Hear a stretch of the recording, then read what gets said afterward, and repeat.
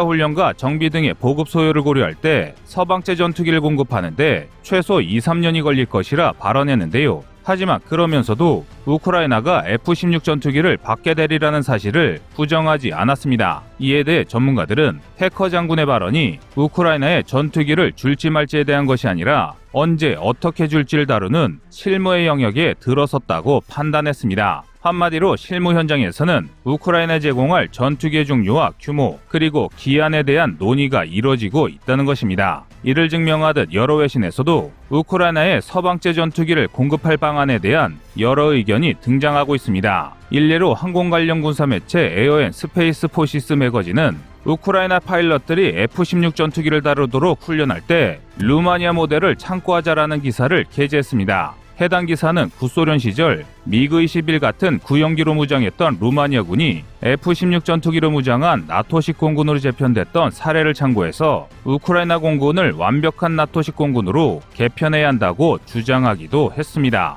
하지만 우크라이나 측에서는 이조차도 그다지 마음에 차지 않는 모양새입니다. 우크라이나는 유럽의 여러 국가나 미국의 동맹이 중고 F-16 전투기를 우크라이나에 제공하고 미국이 신형 F-16으로 각국에 보상하는 방식으로 서방제 전투기를 빠르게 공급받기를 원하고 있습니다. 훈련 역시 미제 전투기를 운용하는 여러 미국의 동맹을 통해 빠르게 진행해 단숨에 공군의 체질을 개선하고 싶어 하는데요. 하지만 산재된 여러 문제 때문에 일이 잘 진행되고 있지는 않습니다. 일례로 대한민국에는 F-16 CD 수준의 성능을 가진 F-16 PBU 34대가 있으며 우크라이나 파일럿을 교육할 충분한 인력과 시설이 있습니다. 그러나 러시아와의 외교 관계를 고려해 우크라이나에 대한 직접적인 군사 지원을 거부하고 있는데요. 그래서 전문가들은 이런 사례들 때문에 우크라이나가 서방제 전투기로 무장하는 것은 아무리 빨라도 최소 내년 초는 돼야 할 것이라고 보고 있습니다. 하지만 러시아가 이란과 협력해 대량 살상 무기를 공급받고 있다는 점, 우크라이나가 유럽 전체가 짊어져야 할 전쟁의 참상을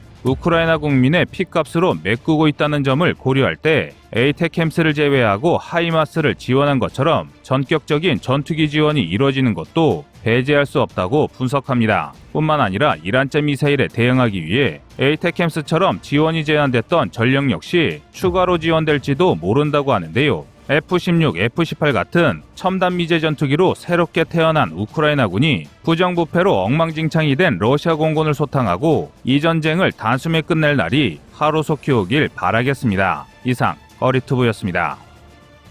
안녕하세요, 꺼리투브입니다. 여러분의 가부나 성원에 힘입어 군사무기에 관심 없는 분들도 쉽게 이해하실 수 있는 대한민국의